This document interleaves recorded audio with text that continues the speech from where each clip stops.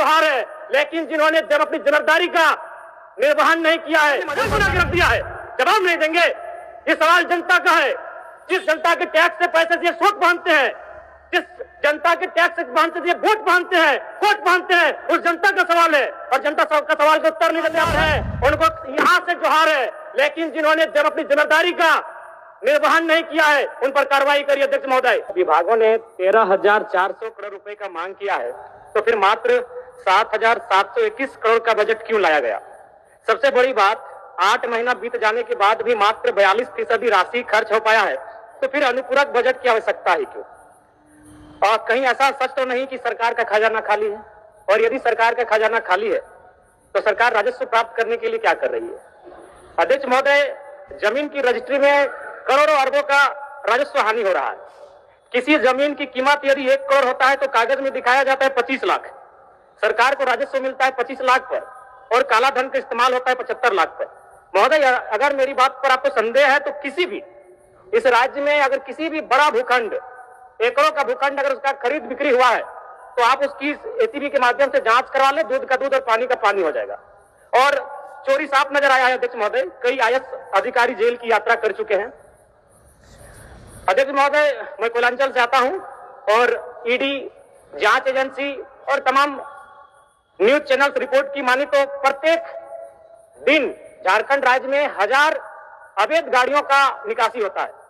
यदि एक कोयले की गाड़ी में 50 टन कोयला मान ले और 1 टन का मूल्य अगर 5,000 रुपए मान ले तो 25 करोड़ रुपए एक दिन का होता है। अगर 365 से गुना करते हैं तो 9,125 करोड़ रुपए होता है अध्यक्ष महोदय, यानी लगभग 9,000 करोड़ रुपए, जो कि आपके अनुपूरक बजट से ज्यादा होता है। यानी कोयलांचल से इतनी अवैध मात्रा में कोयला का कारोबार हो रहा है, अगर उस पर सरकार नियंत्रण कर ले तो आपका एक अनुपूरक बजट के बराबर वो राशि होती है, वो राजस्व आपको फायदा होगा। अध्यक्ष महोदय, अगर बालू की बात करें तो वो तो सरेआम है, सब अपनी आंखों से देखते हैं। 1-2 अधिकारी ईमानदार होंगे तो भाई उनको जोहार होगा। बाकी अगर कोई भी बालू ट्रैक्टर, विशेषकर ट्रैक्टर से बालू की ढुलाई होती है तो हमें लगता है एक बालू गाड़ी 3-4 थाना क्षेत्रों से पार होता है और कोई थाना प्रभारी ऐसा नहीं है जिसका मंथली पर महीने का इनकम 3 लाख से 5 लाख रुपए केवल अवैध बालू से हो रहा है।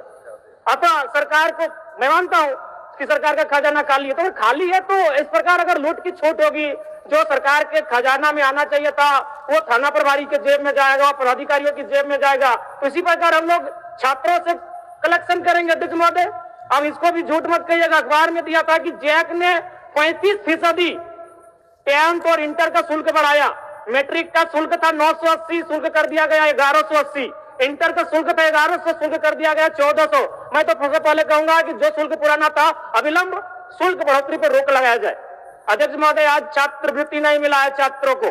आज राज्य सरकार और केंद्र पक्ष वाले यानी विपक्ष वाले एक दूसरे पे दोषारोपण कर रहे हैं। इस दोषारोपण के बीच इस राज्य का भविष्य क्यों उलझेगा? अध्यक्ष महोदय, आज 2 वर्षों से छात्रवृत्ति नहीं मिल पाई है, इसका निराकरण होना चाहिए। और बिल्कुल बड़े शर्म और दुर्भाग्य की बात है कि जिस राज्य का युवा, जिस राज्य का भविष्य स्कॉलरशिप नहीं मिलने से परेशान हताश है, उस राज्य के विधायक 4 करोड़ 32 लाख के आवास में रहेंगे। ये कितना बड़ा दुर्भाग्य की बात है। आज आंदोलनकारी लगातार अपनी आवाज को बुलंद कर रहे हैं, जिन्होंने अपने लहू से इस राज्य को सींचा, अपने खून से इस राज्य को बनाया, आज जो 3,500 का पेंशन प्राप्त कर रहे हैं। और जिस राज्य के मंत्री 6 करोड़ के आवास में रहेंगे और उस राज्य के आंदोलनकारी सम्मान नहीं पाएंगे जिन्होंने लहू से राज्य बनाया है, यह अभी दुर्भाग्य का विषय। अध्यक्ष महोदय, चाहे मान्य सदस्य सबको एक्स्ट्रा टाइम मिला, इसमें संक्षिप्त करिए आप। चलिए ठीक है। अध्यक्ष महोदय, बड़े सौभाग्य से हम 2 मंत्रियों के बीच में आते हैं। 32 और 34 दोनों साथ बैठे हैं, हमेशा यही साथ बैठे, हमारी शुभकामनाएं। एक ही कुर्सी में बैठे हैं और दोनों के बीच हम आते हैं 33। एक बार भी मंत्री महोदय मेरे विधानसभा में गए नहीं। क्यों नहीं गए? योजना ही नहीं है, इनका दोष नहीं है। मेरे विधानसभा में कोई नई योजना, किसी के विधानसभा में मंत्री पद का कार्य क्या है? सिर्फ अपना विधानसभा नहीं होता है, कम से कम साल भर हो चुका है। एक विधानसभा तो इनको विजिट करना चाहिए था, अपने पड़ोस के जिले को तो विजिट करना चाहिए था। तो ये तो सच्चाई है अध्यक्ष महोदय। दूसरी बात, आलिम फाजिल की परीक्षा जैक द्वारा संचालित होती है, किंतु वर्तमान में सहायक आचार्य की नियुक्ति में प्रमाण पत्र की वैधता को खत्म कर दिया गया है। और सबसे महत्वपूर्ण बात अध्यक्ष महोदय, जैसा कि अखबार के माध्यम से हम सभी ने पढ़ा कि विभाग सवालों का उत्तर नहीं दे रहा है। अध्यक्ष महोदय, शून्यकाल में कल रात्रि 12 बजे मीरा मैडम और मंगल कालिंद्रा का झगड़ा हो गया।